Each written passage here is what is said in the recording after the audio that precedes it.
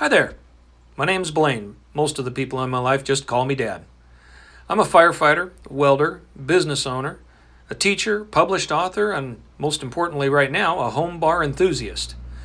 Recently, I felt the need to try something new while we were all stuck inside. So while everybody else was trying to figure out how to work out, I took up bartending and mixology. I've learned as I'm about to show you that while there's a few rules, anyone can learn the secrets of the world's best bars and mixologists. I've also learned it doesn't take a lot to get started. Your bar doesn't have to be amazing, and then you can literally be the star of any party you go to. I created these videos to give you the insight and teach you the skills that I've learned. In them we'll make the Prohibition-era classics, as well as many of the new cocktails you might find on a night out. I'll touch a bit on the history of each, probably throw in a few good dad jokes for good measure. So come on in, have a seat, relax. I'll ask you the same question I ask all my friends and family now that they're old enough when they come over. You care for a drink? So a few years ago before COVID, my wife and I decided to take a cruise. We'd never been on one before. We thought just kind of soaking up the sun, trying new experiences and foods would be fun. We generally had a great time. When we got to Mexico, we did all the touristy things like swimming with dolphins, shopping, sightseeing. When we headed back to the boat, we realized we had a little bit of time to kill. So we did what all good American tourists do, and we headed into the first beachside bar we could find. Now this bar was super gimmicky. It was commercialized, and I'm ashamed to admit it was a whole lot of fun. We'd already had a few drinks by then on our tours, and we figured one more wouldn't hurt. The waitress was great fun, and while we didn't understand a lot of Spanish, we could make out that they had a deal on sex on the beach. Mistake number one. We agreed to the bar special of sex on the beach. Mistake number two, we definitely caved into a little bit of peer pressure from the crowd around us. And mistake number three, we drank the whole thing. You see, the special was on a yard of sex on the beach. And, now, for those of you who haven't seen one of these glasses, they're about 3 feet long, they're about 2 inches in diameter, they've got a ball on one end of them, holds anywhere from about 16 to 20 ounces of booze. It's the equivalent of anywhere from about 5 to 7 good solid drinks. Whew, oh my.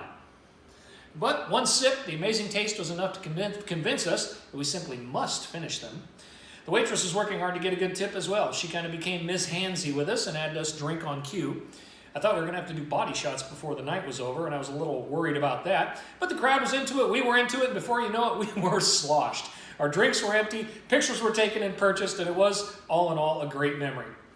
And that, kids, is how your mother and I had sex on the beach in Mexico. Seriously, though, the sex on the beach cocktail was great. It's not as popular as it once was, but when it's snowy and cold outside and you're feeling like something tropical, it really hits the spot. The story goes it was invented in 1987 by one Ted Pizzio, who worked at Confetti's Bar, and where else? Florida, because everything happens in Florida. Anyway, according to the story, there was an incentive to see which bar in the local area could sell the most peach schnapps. And so he came up with this drink. He named it after what he thought were the two most important things that Springs breakers were looking for, sex and the beach. And the name, while it's cringy, stuck. Shortly after that, the bar chain TGI Fridays picked up the drink and it went nationwide and it just exploded in popularity. And the rest, as they say, is history. Except that the recipe can be found in cocktail books that date all the way back to 1982. So Ted might get credit, but it was earlier. It's also possible that somebody just combined a Cape Cod and a fuzzy navel. Either way, it's fruity, it's delicious, it's easy to make, and it's great for reminding you that there are warm places on the planet. So what do you say? You care for a drink? How about a sex on the beach? So what we're going to do, I think we'll do a hurricane glass. Ice our glass. We're going to start with about an ounce of vodka. Come over that, about a half an ounce peach schnapps.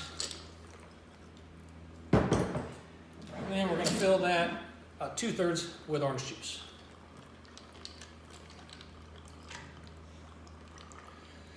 Some places will go 50-50. I think a little more orange juice to cranberry makes it a little better. And then we're going to cover that with a little bit of cranberry juice. And then we'll just garnish that with an orange. You can throw a cherry in there too if you want. It's as easy as that. The sex on the beach.